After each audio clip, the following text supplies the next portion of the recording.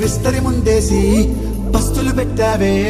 తీపి వస్తువు చుట్టూ తిరిగే ఈగని చేసావే చీచి సిగ్గలేని మొగుడు గారండోయ్ గుయ్ గుయ్ గుయ్ గుయ్ అంటూ మీదికి రాకండో వై వై వై గంపెడి పిల్లలతో ఇంటిని నింపావే సాపాదిండు సంసారాన్ని మేడెక్కించావే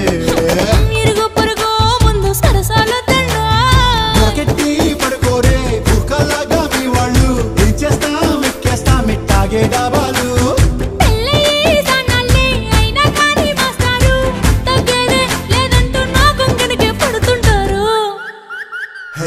గోదారి గట్టు మీద రామసలకావే గోరింట